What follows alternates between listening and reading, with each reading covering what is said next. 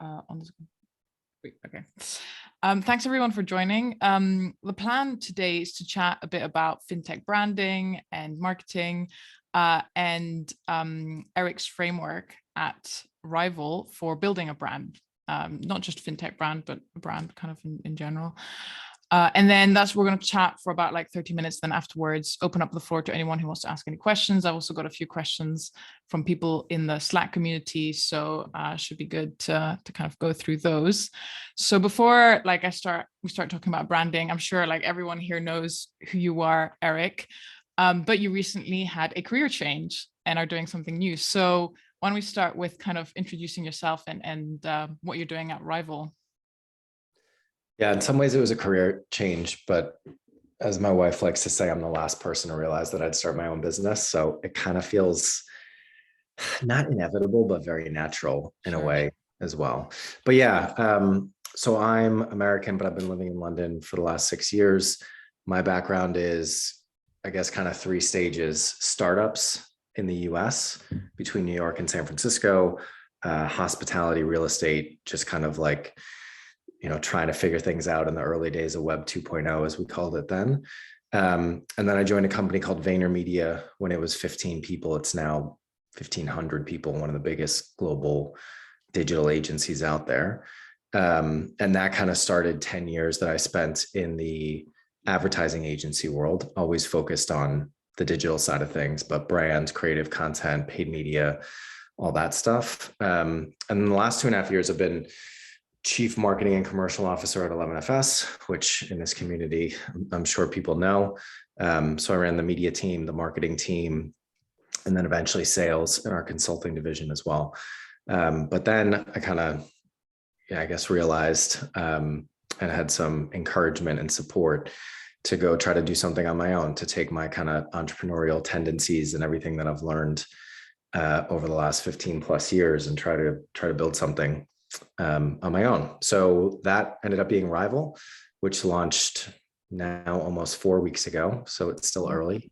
And we are a marketing innovation consultancy. So what that means is that we help businesses develop strategies and capabilities to grow faster. So we do a lot of brand strategy, go-to-market strategy, organizational design, and capability development.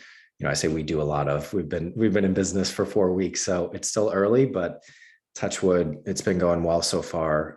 Got a handful of clients on board, starting to bring full-time people on. It's not exclusive to financial services, but as you can imagine with where I'm coming from, and also where there's a lot of disruption happening, like that's where I see us fitting in, is into industries where there are incumbents that are being challenged by new entrants. Because what we're trying to do is kind of bring that challenger marketing mindset and model into any business that wants to grow like a challenger. So some of those are startups, but as you can imagine, some of those are incumbent businesses as well. Yeah, and I've been a fan of Fintech Marketing Hub for a while, from my days at 11FS, so I'm excited to be here. Thank you. Yeah, and we've had you on the podcast too, and that was a really cool episode. So yeah, it's great to have you on again. And from what I understand, what you're doing at Rival is more for, not exactly consulting, but more trying to advise, right, rather than do outsourced marketing work, right? It's more like, here's how you do it, or some examples, rather than kind of doing the work for them. Is that right? Yeah. So we still do work, but Sure. We don't do execution. Okay. We do, the way I explain it is, we're a management consultancy for CMOs. So we're coming in at that research, strategy, training, advisory level. And the training piece, I think, is really important, because one of the things I realized having a lot of conversations with senior marketers as I was thinking about setting this up is there's a lot of consultancies out there, and obviously I'm overgeneralizing, but one of the things I heard pretty consistently is sometimes the best strategy doesn't actually deliver the results and the change you're looking for.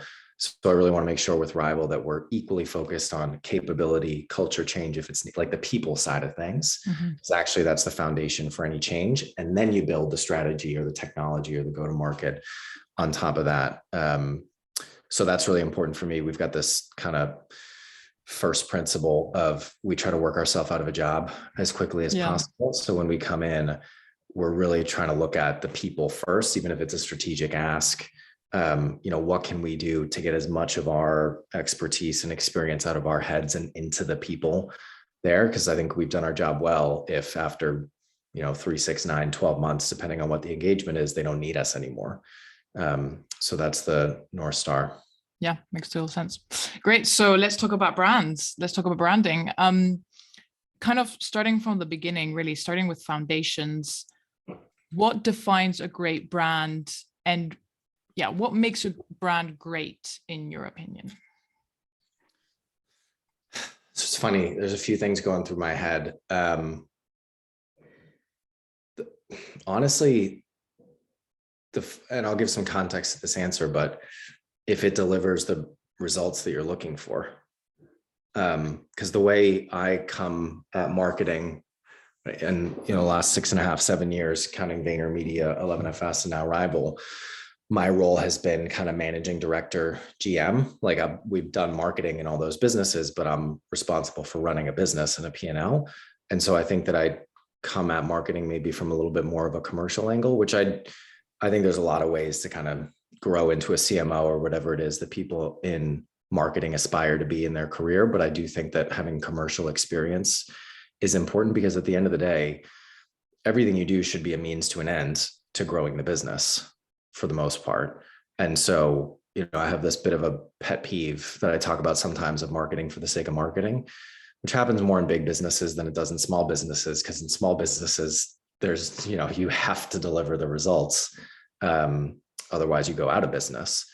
But sometimes in big businesses, there can be marketing that's kind of to impress other marketers or win awards or things that I'm not sure really have an impact on. It's not just the bottom line. It's not just about profit, because I think particularly in the world of today, it's more about purposeful, sustainable growth. So, how you grow is just as important as how much you grow. But really the job of marketing is to drive growth of the business. And within that, brand is of course a big part, but it all needs to ladder down to that. So I think that's the first thing I would say, which is probably not, if you ask somebody what's important about brand, that's probably not usually where people would go, but I think that's important, and maybe something that my perspective is a little bit different on. And then in terms of brand, so I actually just gave a talk on Wednesday on how challenger banks, it's called the World Social Media Forum, and their theme was all about human brands, humanizing brands. And so they asked me to come in and talk about specifically within the world of financial services, what are challengers doing differently? And that's really where I see Rival trying to sit, is at this intersection between what's going on in the startup world and what's going on in the enterprise world, and how do you contrast those things?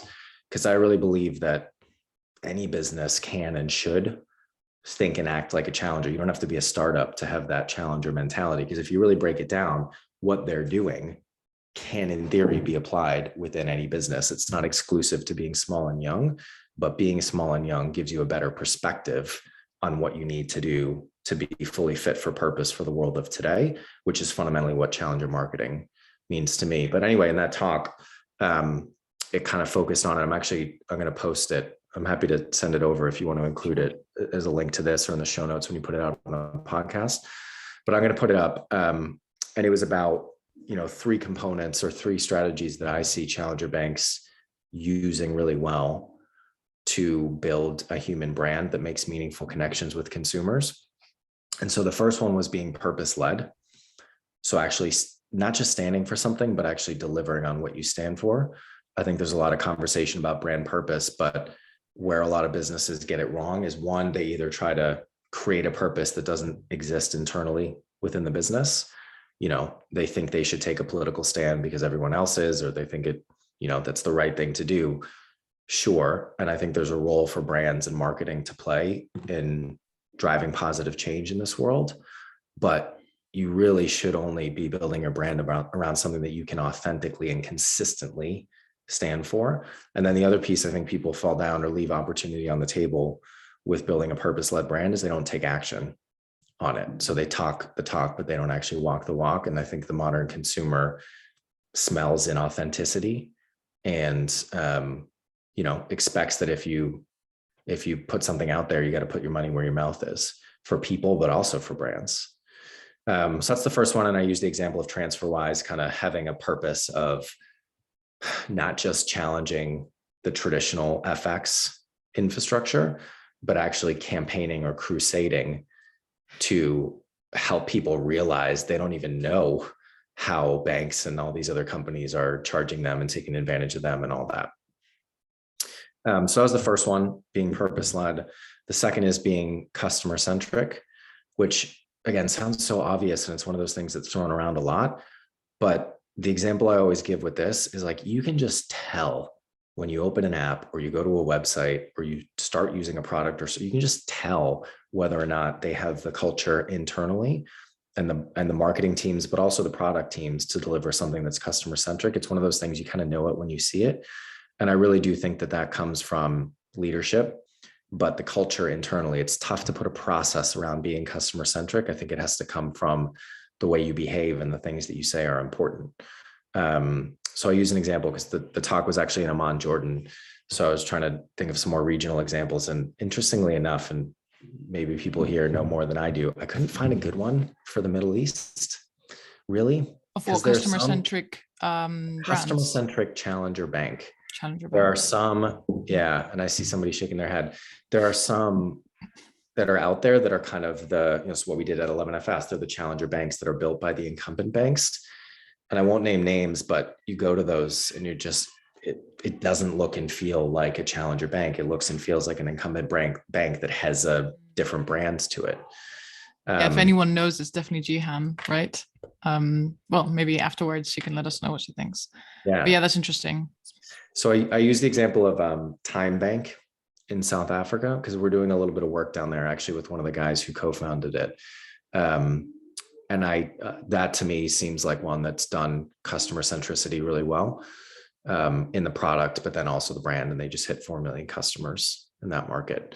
So purpose-led, customer-centric. And then the third example for building a human brand is community-oriented. So if you stand for something, you deliver on people's needs. I think the third component that especially challengers in financial services are doing well is they create community around the brand, which really just means they create a platform for people who believe in what they believe to connect with each other and therefore have it feel more purposeful to them. So that often takes the shape of events. 11FS, well before I got there, did a great job of building community around the brand with the events, after darks and all that.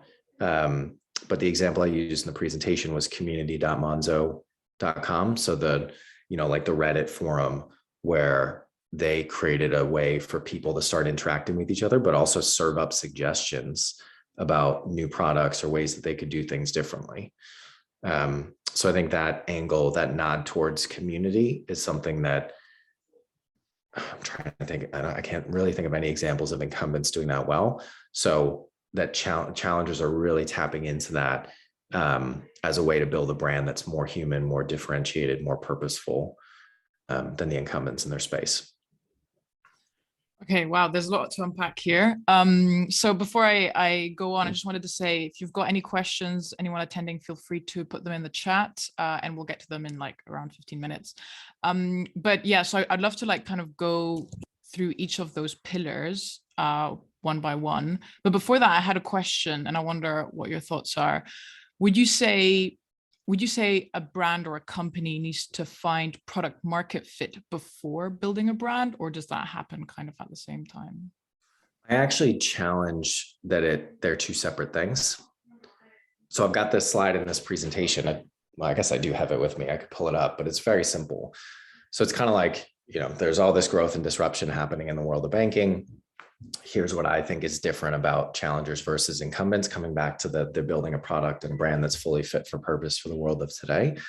But one of the things I observed, 11FS had this position that I'm trying to create for Rival of being right in the fence between the fintech world and the big bank world and like accepted in both worlds. And so, I was really lucky being part of that team to like really see those worlds coming together and how they're doing things differently. And one of the biggest things that I saw, I'm sure everybody here has seen it or felt it as well, regardless of which side you're on, is these fintechs, these challengers just think about marketing differently. Marketing is not just go to market. It's not, hey, give me the product, give me the sale, give me the business objective, and I'll come up with some communication and how to distribute it. It's integrated. And so this slide shows like traditional incumbent, where it's product and then there's an arrow and here's marketing. Whereas in challenger businesses and in fintechs in particular, it's like this flywheel of product feeds marketing and marketing feeds product. Monzo is a great example. And, Jason Bates, who is a co-founder of Monzo, is also one of the co-founders of 11FS. So spending a lot of time with him, and he actually co-founded Starling as well. He's a product and a marketing guy, but they didn't think about it that way. It was, taking a step back, what marketing should do, because I think we get distracted / excited by the big campaigns and the big ideas and the stuff that is the go-to-market. But really, marketing is just about connecting the product to the consumer in a way that drives business growth. And so what that means when you're in NatWest is, of course, very different than what it means if you're starting a new business today. But if you're starting a new business today, which, by the way, is how I think challengers should think about things, even if you've been in business for a long time, because that's what lets you know what's fully fit for purpose. It's how would I do it differently if I started it from scratch today? Marketing kind of feeds the product roadmap. The marketing team is not just thinking about buying ads or creating ads. They're thinking about what's happening out there in the world of our customer, in the culture around them, in the context of the world that we can feed, or competition that we can feed into the product, because the best marketing is a good product at the end of the day. So yeah, long-winded way of saying, I do think you should have product market fit before scaling marketing, but marketing has a role to play in that. The other quick thing I'll throw up that I always like to highlight is, I don't know if this is still a thing, but when I first joined 11FS, which was the first time I was really in the fintech world, there was this thing that a lot of the fintechs in general, but definitely those challenger banks would throw around, where they'd say like, we don't do marketing, as if it was kind of a badge of honor. And what they meant was they don't do the big ads campaigns. And of course now they do, because they're trying to get to scale. But back then we don't do marketing, but you do marketing. Sorry, this is the home renovation. The lights still go on and off. You do marketing. You actually do just a different, one of the components of marketing, which is how do you connect the consumer to the product in a way that's going to drive growth by creating product market fit. Mm-hmm. I mean, I think the main reason fintech companies are doing a much better job at marketing is because they rely on marketing a lot more than incumbents, right? Like as a startup in general, you need marketing to grow, whereas one could argue that maybe incumbents is not as marketing driven. And so that's why we're seeing a lot more innovation and more interesting stuff happening in the fintech marketing space rather than the incumbent marketing space. Wouldn't you say? It's interesting because in a way, you could also argue the incumbents need marketing more because they're not getting that. They likely aren't getting the same organic growth because maybe the product market fit isn't there. They're not new to market. They're not creating excitement. They probably don't have that advocacy of like a new product. So I do see what you're saying, but I also think that, I think it could really go both ways. But in the beginning, I mean, that is one of the things that I've seen. And as I was, thinking about what we do with Rival, I think there's a big opportunity because so many startups, technology businesses, but definitely fintech don't have marketing in the founding team.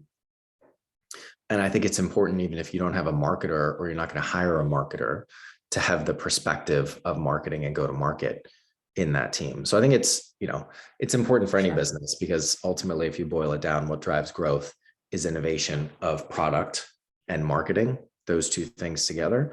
So that's probably my biggest push, is those two things should not be thought of or treated or developed separately. If you're the CEO or you're the leader of any size business, I think you should be thinking about how those two things work really closely together from day one or day 1000. So going back to your framework, we're talking about purpose, customer centricity, and community. Purpose is an interesting one. I've noticed purpose works really well when the founder is very involved, maybe at the beginning. But how do you make a firm, a fintech purpose-led within all the employees, within all the teams, and maybe not just a founder thing? Yeah, I think a lot of fintechs, a lot of challengers are more purpose-led because it's easier to identify and everybody's bought into what the purpose is because it does come from the founder. It comes from the reason the company was set up to begin with. And if you're a business that's been around for 100 years and it's got 100,000 people, that might be a little bit trickier to do. Although actually, sorry, not to plug my own podcast, but our podcast, which I hope you've listened to, I'm into the third episode on Wednesdays with Linda Boff from General Electric. And it's a fascinating conversation. She was a client of mine back in the day. I think she's amazing. And if you just think about how do you, General Electric, a company that's been around for 150 years or whatever it is, and was started for one thing, but now is this mega, conglomerate that they're now breaking off into smaller, like the challenge of that, building a brand and having a consistent purpose and getting everybody bought in. Like, I think that's really fascinating. So I think there's two pieces to that, right? Of what your question is. One is figuring out what the brand is or what the brand purpose is, which I do think, like I said, needs to come from within. It's more an exercise of excavation than it is construction. It's not building something new. It's digging into what's there. And chances are, I think in this day and age, chances are most brands have their purpose defined. But if they don't, then I think it's an exercise of going to the founders or going to the leadership team or going to the handbook or the cultural values, or, it's probably not something you need to create. It's probably something that you just need to uncover. And then the hard thing is distilling that down into one sentence or one tagline or one statement that everybody can really get behind. And then the other side of that, if you've got a team of more than 50 people, I've always found 50 is the tipping point of when it's no longer just like the one crew hive mind thing. You actually need process and structure to get everybody thinking and rowing in the same direction. That's just an exercise in perception and behavior change, which is also what marketing is, by the way, but it's not marketing to an external audience. It's getting people bought into the purpose that you have. So I don't think there's a, necessarily right way to do that, because it's going to depend on the company and the size and the type and the people that are there and the culture and how you go about things like that. But I've always felt that people change within an organization needs to be top down and bottom up. You need to have the great, here's the thing, all company meeting, email that goes out somewhere that people can go back to check in on what it is, the top down piece. But then you really need the bottom up as well. I used to do, when I was at VaynerMedia, we only got to about 80 people in London when I was there, but I used to do like every week an office hours, pull in 4 or 5 people, not just the people who would like raise their hands, but pull in people to hear what they had to say, the questions that they had, and, try to make sure that I was driving that clarity and alignment. And so I do think that you need to do that bottom up stuff as well and make sure that people are bought in, sure, but also sometimes that's where you can get the best feedback and the best ideas of how to maybe do things differently. And I just want to call out, Holly put a comment in here earlier about how they built a community first, and then the content relates back to what the community needs and asks for. That's kind of similar to what I'm saying in the bottom up. Like, you create, whether it's that coffee meeting I used to do or the community that Holly created, you create a platform for you to get feedback and you to get input and people to ask questions to you. And then that helps steer you in the direction of what you should do. And actually, I think one of the most under leveraged tactics in the world of marketing is just asking your customers what they think. And there's an element of that that's the whole Henry Ford, if I asked people what they wanted, it would have been a faster horse and not a car. Where people always say, well, Steve Jobs came up with the iPhone. Sure, like every once in a while, you're coming up with something so brilliant that you need to force it on people, even if they don't think it's what they want. But 98% of the time, you're not going to be smarter than all the people around you, especially if you're trying to build a product or service for them. So I love that idea of building a community in order to get feedback, or even just finding a way to connect with your customers directly and ask them what they think or ask them for ideas. And the added benefit of that is it doesn't happen that often. And people love feeling important. They love feeling like their opinion matters. And so you can actually create solid advocacy from that as well. I think that leads quite well into the second pillar, which is customer centricity.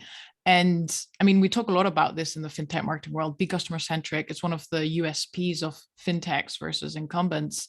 And what does it mean to be customer centric? I think you've kind of just mentioned it in the way that if you build a community like what Holly is talking about, you are by default customer centric because you are talking to them every single day and you can understand your customers inside out. I mean, just with our own fintech marketing Slack community, being able to chat to fellow fintech marketers all the time, it helps understand the problems that fintech marketers face so much better and more easily just chatting to them every single day. So yeah, I mean, community helps with that part of it, customer centricity. What would you say to fintech companies that want to be customer centric and maybe don't have that community aspect? Do you say just build a community, just start a forum? How? Yeah. Yeah, I don't think that I think community is a huge opportunity to build a more impactful brand. I think it's really hard to do. It takes a lot of time and effort. You all know this with the community that you're building at Fintech Marketing Hub. And it's one of those things, I think you got to be prepared to do it better than 98% of the people out there if you're going to do it at all, because it's so easy to get lost in the sea of, I don't know how many groups I'm added to on LinkedIn. It's really hard to do well. But that's also why there's a lot of opportunity to do it. So I don't think that it is necessary for being customer centric. Okay. Honestly, this sounds silly, and I'd love to, hear from people and maybe they can help me build on this, but I honestly think that it just comes down to prioritizing it. I think a lot of the businesses that aren't customer centric, it's because they haven't made it a priority. They've made the priority, the next quarter's returns, or, the target that they have to hit to get their bonus, or the pressure that they're getting from their boss or another stakeholder to do X, Y, and Z. Like, it just gets lost. It's so easy for the customer to get lost when you're head down grinding day to day, week to week. And I'm not saying those things aren't important or that you don't have to deal with them. Like, of course you do. But I think the companies that are able to deliver on being customer centric are the ones that usually have leaders that are just adamant about you never lose it. That there's a book that came out recently that compiled all of Jeff Bezos's writings from when he first started Amazon. So like all of this annual shareholder letters and a lot of the public speaking that he did. And it's amazing how consistent he was with the vision of the company from day one. Like, before the internet was really a thing, he saw this happening, and also how consistent he was with the cultural pillars of the company, and being customer centric was one of them. They had that thing where in any meeting they'd put an extra chair in the room to represent the customer. And we've got this thing at Rival, the team's small and we're remote, so we can't do like an empty Zoom window, I don't think, although that would be interesting. But we have, we're trying to reach CMOs or senior marketers, but we have one in particular that we've created. It's like this persona named Gene. And so when we're thinking about content or we're thinking about the offerings that we want to be developing, we say, what would Gene think? What would Gene do? Would this help Gene? And so I'm going to be adamant about, for Rival, making sure that we're consistently customer centric as hopefully we scale. But I think it comes down to that, like, what gets prioritized gets done. And I think in a lot of organizations, that stuff can just get lost. One of the things we did at 11FS, because that's a startup and a scale up, but again, it's just so easy for the customer to get lost day to day, is we had what we call the monthly dog food meeting. So we get this was just from marketing or media and marketing, because they were two teams together. Every month we'd get together and kind of pretend that we were customers or financial service professionals. That's who we were building our content for. And so we would click around the website, we'd listen to the podcast, we'd go on our social, we'd do general searches and just spend an hour in the shoes of our customer. So I was like that as kind of a hack or a tactic, but it really comes down to, do you make it a priority, and do you bring that priority to life through rituals that people can kind of buy into and do consistently? Yeah, I really like the different rituals in there. It seems like there's a lot of different ways of kind of keeping the customer front and center. There's a lot more questions I could ask you, but I know people here want to ask other questions, and we've got quite a few in the chat, and some others in the Slack group. So I saw one from, I think I want to start from the top. Jeffrey. Jeffrey asks, yeah, when it comes to B2B fintech companies, do you think being purpose-led is like, how is that? Is it different? And in what ways? And is it still important? I think it is different because, a B2B business, again, it depends. And there's some B2B businesses that kind of toe the line, but the smaller your audience is, or the fewer people you have to reach to deliver the growth goals you're going after, the more likely it is that your business or your growth strategy is sales-led versus marketing-led. And that's why I think there's a huge opportunity for B2B businesses to be more brand-led in how they approach growth, simply because most other companies aren't doing it or aren't doing it well. 11FS is a great example. Those guys, again, well before I got there, David, Jason, Simon, they're very brand oriented. And so they, saw, I don't even know if they saw the opportunity. I think they just started doing things that they thought people would find interesting. And it really stood out because the Accentures, the Deloittes, the McKinseys of this world don't really do content like that. And some of them are trying to do it more now. So I do think there's an opportunity to be more brand led, but I don't think that every business has to be on a mission to change the world. Again, to my point about authenticity, some are, but I think you see a lot of that trend hopping and these businesses trying to force a political or a social agenda into their brand purpose. And that's great. And I'm glad that things are going in that direction. Like I said, I'm glad that we're starting to harness more. A lot of this is driven by consumers, actually. True. People, marketers, like everybody, you're trying to do your job better and you respond to what people are asking for. So I think there's a lot of pressure being put on businesses and marketers from consumers. And there's stats out there that support this, saying, yeah, I'll spend more money with a company that is supporting a cause that I care in, or I won't with a company that's not. So I do think people want to see it, but it doesn't have to be, it needs to be something that is purposeful to you. So 11FS was about changing the fabric of financial services. It wasn't necessarily it wasn't like a social cause or anything like that. And I think there is an element of it there. I guess what I'm saying, Jeff, it's a really good question. And where my head goes is I don't think everybody needs to, drop everything they're doing and try to come up with this, super high level brand purpose. But I do think it's really important to know what you stand for, why your business exists beyond the product or service that you're offering. Because if there's none of that, then it really just comes down to the quality of the product and the price point. And I don't think that's really the business that you want to be in, or you're going to leave a lot of opportunity on the table because people increasingly, and, we exist in B2C and B2B worlds. For the most part, you're either a B2B marketer or B2C marketer, but that's not how people exist. People are just humans, and they might buy from businesses, and they might buy for their business, and they might buy for their consumers. And the expectations on branding, it goes between those worlds. So as more B2C brands are being purposeful, I think the expectation from B2B buyers is going to get affected by that as well. It's the same thing. Everybody talks about the Netflix effect. Now that the experience of Netflix, where the content's personalized, it's super easy to find anything you want, that has had an impact on what people expect of products outside of entertainment or OTT. Yeah, that's a good example. And I think it's a very good question because, especially in the B2B space, there's some sectors that get quite saturated, that are getting quite saturated. I'm just thinking open banking providers, for example. And when a market is saturated and everything is competing on features and pricing, what do you have? You need that brand. Maybe you do. Is brand a good differentiating point when a market is saturated? What else have you got? Yeah, right? For sure. I mean, I do think, coming back to the world of fintech and banking in particular, consumer banking in particular, the products certainly helped to differentiate some of those early challenger banks, but a lot of the incumbents have caught up or are starting to catch up.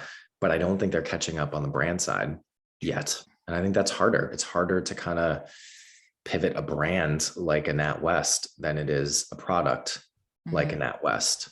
Yeah. And so I think as long as they can stay consistent with it, I do think that's a competitive advantage for the Monzos and the Revoluts of this world. Yeah, and also you can copy features and benefits, but you can't really copy a brand, right? So it's like a priceless USP.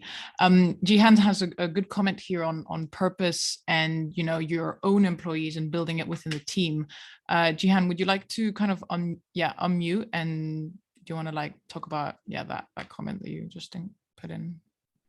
Hello, Eric. How are you? Good. How are you? I've been listening to you for the last God knows how many months. I'm so happy now that I actually know how you look like. So that's good. No, my comment was mainly about employees. So as an ex-marketer myself, I think one thing we fail to remember is that employees are key, and they actually know what our clients want more than we do, in a way, because they are our clients. Yeah. So my comment was like, it's a plea to please focus on employees as well before you go out, get your house in order, get the product right internally, let them help you to create it, and then go out. And that would mostly be applied for scale-ups, not just startups. Yeah. It's a really great point. And actually, if you think about it, startups are doing that too. It's just they don't need to really think about it, because when the company's 15 people or 50 people, you just kind of naturally are having those conversations, and you're naturally getting that buy-in and alignment before you go out to the world with something. So it's happening. Or for the companies that are doing it well, it's happening. It's just when you're in a bigger business, I think you need to be a little bit more intentional, and it takes a little bit more effort to get 1,000 people aligned with something and bought into something than it does, 10. But also there's an opportunity there because you've got 1,000 people that can give you input on it, as opposed to just 10. Yeah, that's a good point. Mauricio also has a really interesting comment, and he says that observation is often maybe more effective as a source of insights rather than talking directly. I wonder if Mauricio is here and if you would mind unmuting and maybe expanding on that comment. I don't know if Mauricio hears me. Yes. Yes, I'm here. Yeah, no, it's just that, because Eric, you made a comment before about asking customers directly what they think or they want, and so I'm not saying that's not the right approach. Yep. I'm just thinking that sometimes observing their natural behaviors in their natural contexts might be a little bit more effective. Yeah, I totally agree. It's a great point, and you're always going to get, there's always those biases woven into when you ask somebody to answer a question specifically versus what they would actually do. It's actually one of my favorite Wikipedia pages, cognitive bias. You should check it out. Unbelievable. Okay. Unbelievable how many there are that we're not even aware of. And actually, we used, I think, whether you use the formal framework or not, or you just, the best products are usually built with this jobs to be done methodology, which basically just means people buy a product or service to solve a problem in their life. So it's the whole thing of people don't buy a 1/4-inch drill, they want a 1/4-inch hole in the wall. And so I think that, a lot of the products that we built at 11FS and how I'm, again, at a different scale, trying to think about what we're doing at Rival is trying to interact and ideally observe people and what they do, not just what they say. So I really like that point. Okay, thanks. Yeah, me too. And he also has an interesting question about Rival, your own go-to-market and branding strategy. Annie, would you mind unmuting and also, talking about what you're asking there? Yeah. Well, basically my question is, if you didn't have your personal network, the brand that you've already built over the past, few years, let's say you couldn't use your name, how would you approach your branding strategy? Yeah. So it's funny, if and you what go to would be the major focus? Yeah, totally. If you go to the Rival website, you won't find my name on there, which, I'm debating that with a couple people. And I think as the team grows, we probably will put in a team section. But the reason for that is I want to build a brand. I don't, and my brand, of course, hopefully will grow as part of that, but it needs to be about the brand Rival and not me. And that's because there's a bunch of different ways to get into the consulting world, of course. And for me, I want to build a company. That's what I like to do. That's what I think I'm relatively good at. So I want to build something at scale. And in order to scale something, it can't be dependent on you, ironically, right? I like to say that like what you should try to do as a boss or a CEO is almost try to make yourself redundant, work your company and your culture and your systems to a place where they don't need you. And then you can continue to play offense and continue to grow the business. So in terms of how I've approached it, a lot of it comes down to scalability, and there's so much in there, not just the brand, but the scalability of the brand. From day one, I wanted it to be Rival, not Eric Fulwiler Consulting or anything like that for that point. And then in terms of the go-to-market, got a whole strategy and deck on that as well, as you can imagine. But I think about it in 3 stages. So you're right, Annie, like a lot of the business that we're doing in this stage, think of it in kind of 3 stages, is network. It's my network. I have a couple advisors, investors on board. It's their network. So it's relationships that were pre-existing, or sometimes second degree. Yeah, definitely second degree connections as well. But that can only scale so far. I mean, it can scale decently far at this stage, but why I'm putting so much time and effort into the content, and I'm trying to think of it as like Rival media almost, is because that's the second stage of growth. I'm hoping that as that content starts to get distributed through the world of marketing, that starts to bring the market to us of senior marketers that want to think and act more like challengers. And so that would be the second stage of growth, is actually more inbound, of people knowing what we stand for, hopefully finding value from this content that we're putting out. So I have a whole roadmap of the next 12 months, some of the things that we're going to do on the content side. And that's going to be really key. And again, that can scale very far. But the third piece of it is actually not even marketing. And there's other things that we're doing, like, we're doing paid media. We're doing some kind of like PR, like stuff on the earned side as well. But the third level of scalability for me is actually building Rival to a level where I can hire other people to sell it.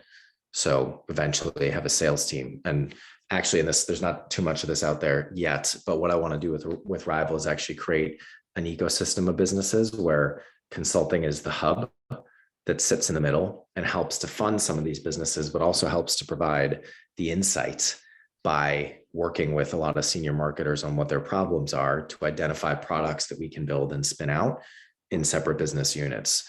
And that's, one of the reasons that product businesses get valued more than services businesses, is they're more scalable. They can be sold by a sales team. You can build something that a lot of people will buy, as opposed to it having to be bespoke for everybody. So that's something on my mind, is those 3 stages of, now it's a lot of network. Next, I hope it will be content.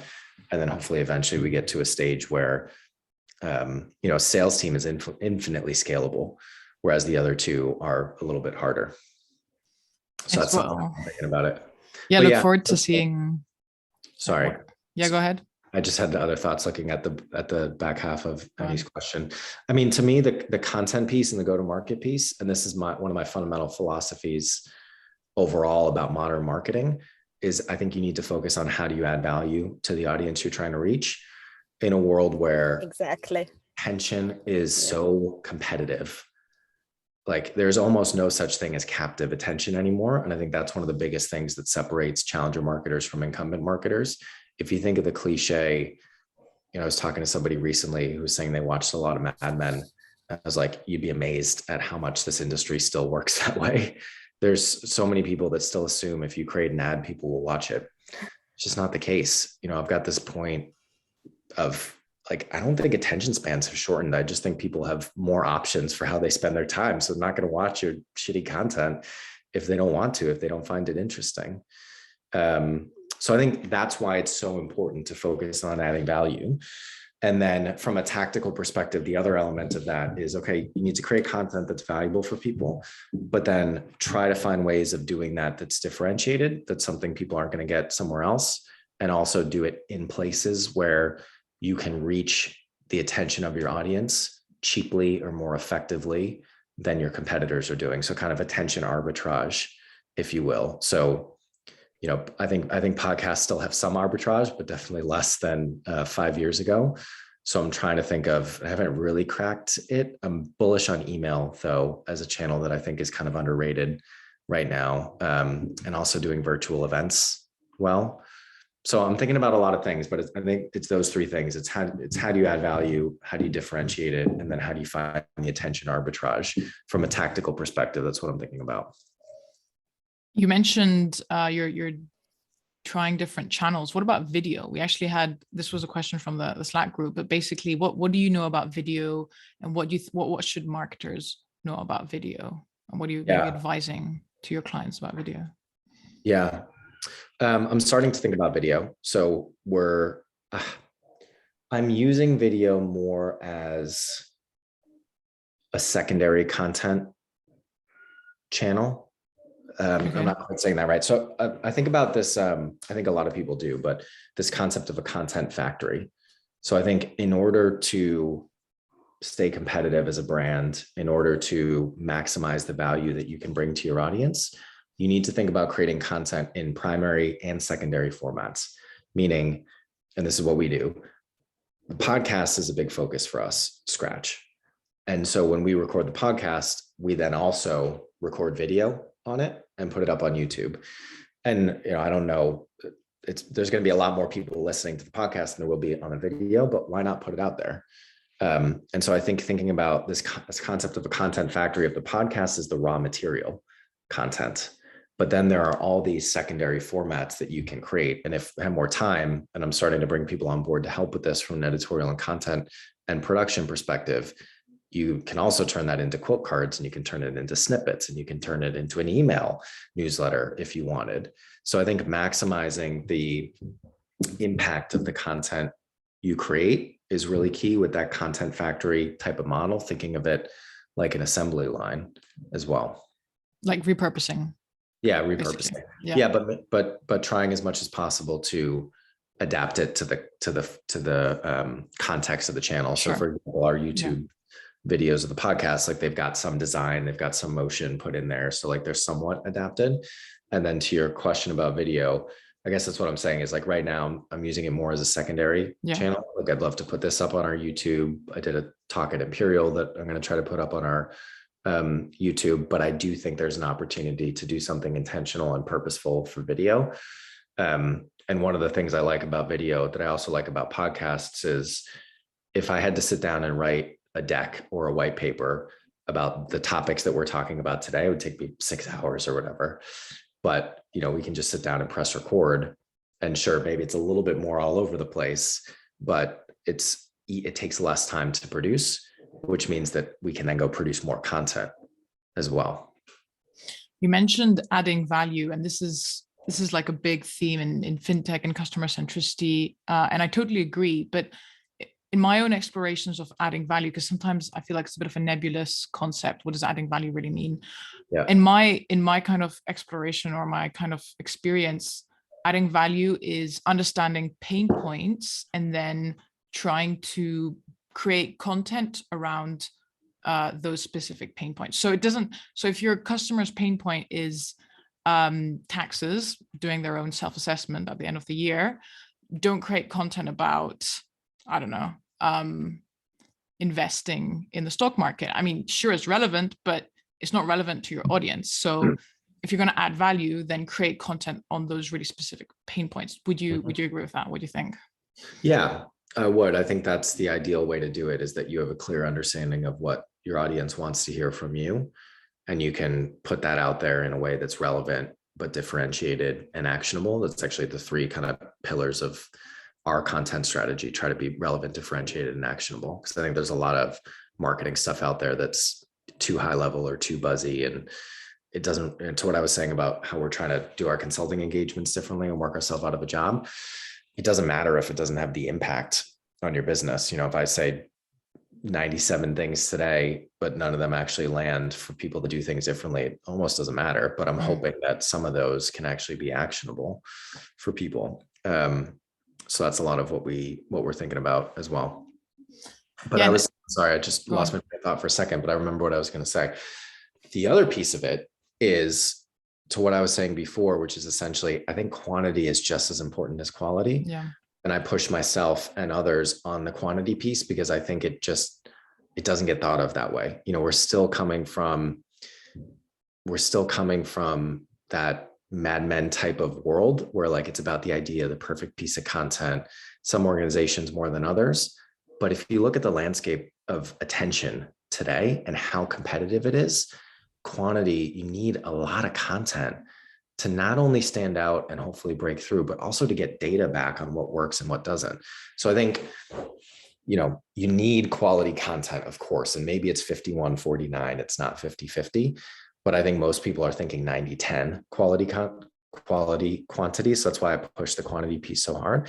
And so one of the things that I try to do, and I think is a strong pillar of a modern content marketing framework, is this concept of capturing and not creating, meaning you need to go create the big campaign or the thing you need to do around what somebody's being like. Sometimes you do need to create things that are bespoke, and oftentimes they would be more impactful, but there's so much content left on the table, left on the cutting room floor, the sawdust of the content factory, if you will, that you're talking about or thinking about week to week anyway. For example, this conversation, I could probably write 9 different blog posts about the stuff that we've talked about. Am I going to go capture that as raw material to produce something or not? So sometimes that idea of, can you think more like a journalist than an advertising creative of like, all right, what am I talking about? Or what are people talking about inside the organization? One of my big things at 11FS was people, we've got amazing minds in this organization. There's so much value trapped within these walls because we're not capturing it and putting it out in the world. Sure, let's come up with a big idea to do a documentary or whatever, but like, how do we just get more people on camera? How do we get more people on the podcast? How do we get more people writing articles? So I do think you should try to focus in on what your audience is saying that you need, but oftentimes if you can create that unlock of like, let's create a platform or a system to document more of what you're thinking or doing or what's going on in the halls of your organization, I think there's a ton of opportunity and value there as well. Well, that's where we're going back to becoming a media company, essentially, right? Yeah. Every company is becoming a media company. I think Holly brings up a good point where she says that kind of in Financial, you're staying kind of close to home, which is Instagram. What do you think of maybe the counterpoint, which is own one channel or one medium and do it really, really well and just focus on that instead of repurposing across 10 different channels? Yeah. I guess the way that I think about it is, well, first of all, going back to something that's maybe more philosophical than marketing, I think usually the answer is both, not either or. Okay. That's just usually the case. Like usually it's not black and white, it's gray. Usually it's not do this or that thing. It's, and actually framing that differently, I think there's a ton of opportunity left on the table when people assume they need to do one thing or the other, as opposed to trying to find a way to do both. So for example, like our podcast Scratch, I think it would have been easy to say, okay, we're going to go do a podcast. Why not add the video as well? Like, sure, it's not like, I'm not going to blow anybody's mind, our video strategy of capturing, but like, why not? Why not do both instead of either? So I think there is something where sometimes it's okay to have let's just replicate this and put it out there, the keep the lights on, the baseline thing, as long as it's not taking too much of your time and attention. And especially for a platform like YouTube, which is the second biggest search engine in the world. And our content is not time sensitive. Like these topics of what we're discussing with these CMOs, it's going to be relevant 5 years from now, as much as it is next week. So why not? And then I'm also a fan of kind of, if you've heard of like the 70-20-10 framework or some type of framework and that framework basically says, I think it was Coca-Cola or IBM or somebody came up with this framework back in the day. of 70% of your time, attention, resource, focus should go into the things you know work really well, tried and true. 20% should go into what you think is going to be the next thing to be tried and true. And then 10% should kind of be your big ideas. We're going to test this, probably not going to work, but if it does, it'll be amazing. So I think coming up with some type of framework to make sure, again, to what I was saying about both, not either or, that you're not just doing the things you know work right now, because eventually they're not going to work as well, because it'll get more competitive. You'll lose the arbitrage. So many things can happen. You need to be planning for the future while protecting the present. So you got to find the balance of both of those. But I do think it's about both, not just one or the other. Yeah, that's a really good framework. I'd actually never heard of that, but that's really cool. I kind of wanted to ask you, unless anyone has any other questions, I really wanted to ask you about hiring, just because I know this is kind of a topic on a lot of fintech marketers' minds at the moment. There's great resignation, war on talent, whatever you want to call it. It seems that it's quite hard to hire nowadays. I don't know if you've personally experienced this, but I'm wondering if you've got any kind of thoughts on hiring in the fintech marketing space in 2021, 2022, and what can fintech marketers do to kind of attract the right talent, essentially? So when we were thinking about setting up Rival, to everything I was saying about, I think being a challenger is thinking from scratch for the world of today. That was one of the prompts that I gave to someone who was helping me think about the people and the operation side of things, is if you knew nothing about how a company was run before, at this point, I think it was September 2021, how would you do things differently? If you don't assume that people need to be in the office, that people need to work 9 to 5, that people need to be whatever, how would you do things differently? And so for us, where we landed is we're a remote first company.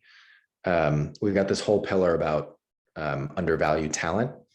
I think there's so much talent in this industry, in any industry, that is underappreciated or hasn't gotten the opportunities they deserve because of where they are in the world, because of where they got brought up, because of the job they had before, because of how they look, because of what they believe in, whatever it is.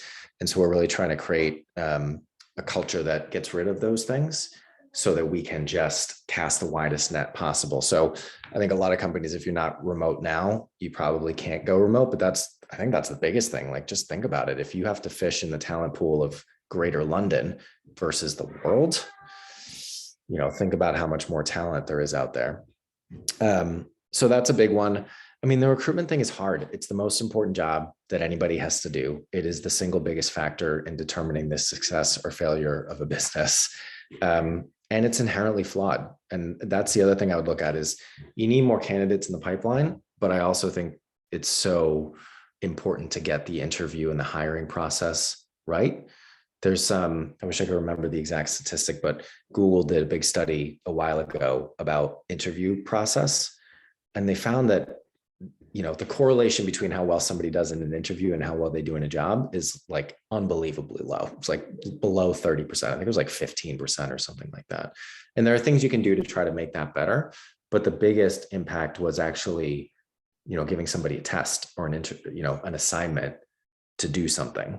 And so I think that's a big thing to look at as well, is like, how well are you hiring, not just how much are you hiring or how many people do you have in the pipeline. I wish I had an answer on the what can you do to find more talent besides that huge opportunity of being able to hire people in different talent pools.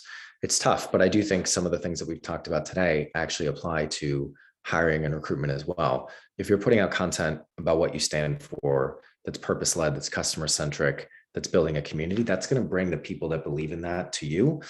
And yeah, we've been talking about them focused on customers or clients, but I think it's just the same as people, again, 11FS, and hopefully this ends up being the same for Rival. A lot of the benefit of the content we put out is it brought the talent to us as well as the clients. So I think all this feeds into a strong employer brand and recruitment and hiring strategy as much as it does a marketing and growth strategy. I think what you said about going remote is a big part of that. And what you just mentioned, using content, like in my mind as a content marketer myself, content is to acquire customers, but now we're seeing more and more content to acquire talent, which I think is really interesting. And I've seen Move, for example, does this. It's a B2B payments API company, and they write a lot of like new employees write a blog post about why they joined Move. And apparently this has attracted talent. Those articles have attracted talent. And I think that's really interesting. Content is like really at the center of nearly every aspect now of the business, which is super exciting. Cool. Well, before we finish off, just wondering if anyone wants to comment in or, I don't know, say something to Eric, say hi or say thanks, or add in a comment. If not, anyone? Yeah, and I don't know if you're going to send around my details or if everybody's on the invite, but would love to connect with anyone. You can find me on LinkedIn or Eric, ERIC at wearerival.com. Awesome. Great. Well, thanks so much, Eric, for coming on. Really appreciate it on a Thanksgiving and on a Friday night. And thanks to everyone for coming on also. It was great to chat, and it was great to talk about fintech and fintech brands. So yeah. And good luck with everything at Rival. Look forward to seeing what you'll be doing in the next year or so. We'll definitely be keeping track of you and checking in. Thank you. Sure. Appreciate it. Thanks, everybody. Have a good Friday night, everyone. Bye-bye.